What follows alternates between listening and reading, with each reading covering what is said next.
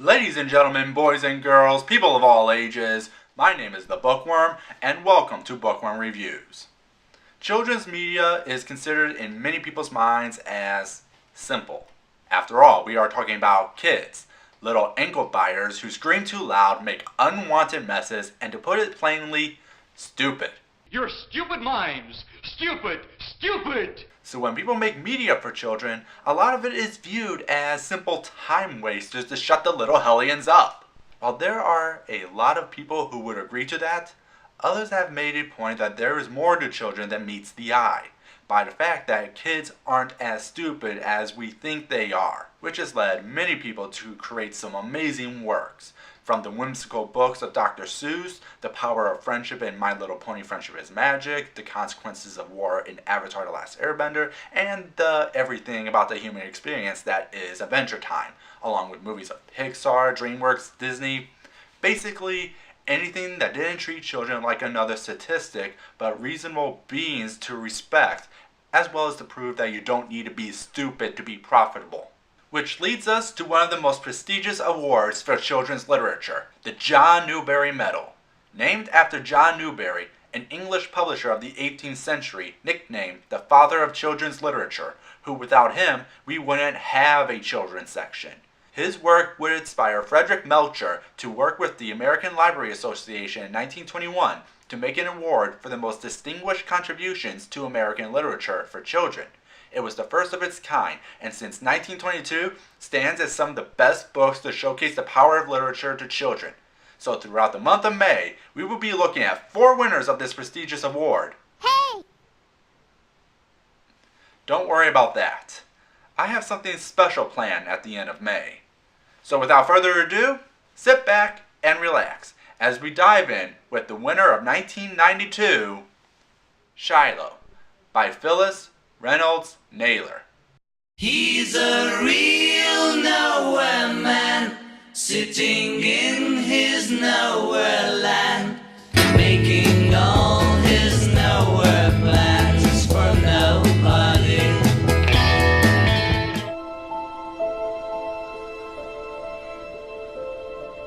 While walking around the hills of friendly West Virginia, Marty Preston finds a shy young beagle. The two quickly form a bond, and Marty names the dog Shiloh.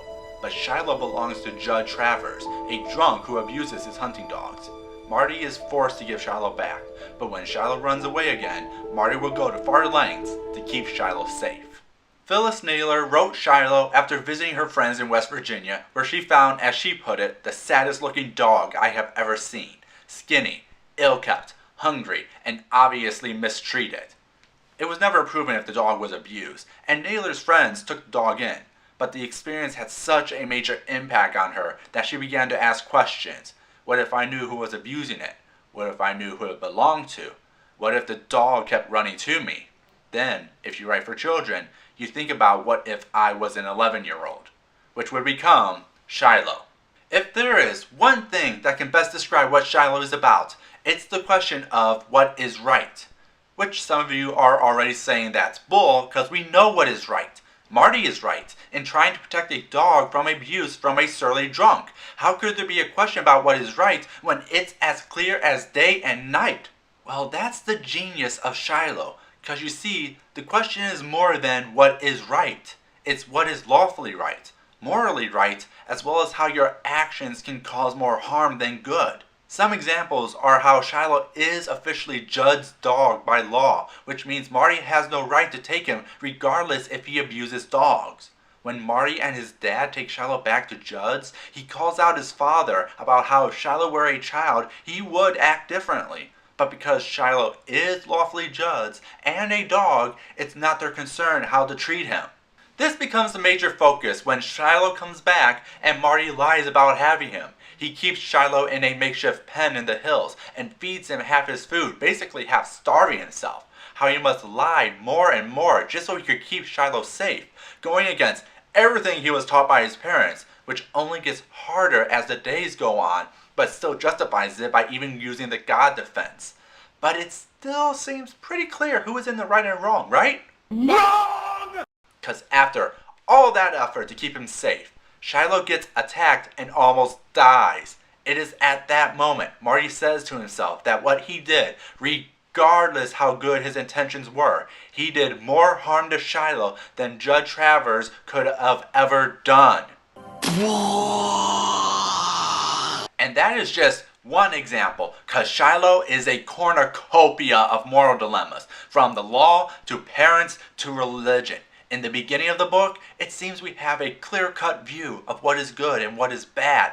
But as the book goes on, we see how the idea of good and bad are not absolute. It's the classic shades of gray that makes a lot of the major questions in Shiloh thought-provoking, making us look beyond what is on the page to see that there is more than meets the eye. Seriously, I could go through all the shades of gray Shiloh brings up, but why not see for yourselves? Shiloh is a great example of how confusing and unanswerable morality is, and how we grow from it and become wiser from it.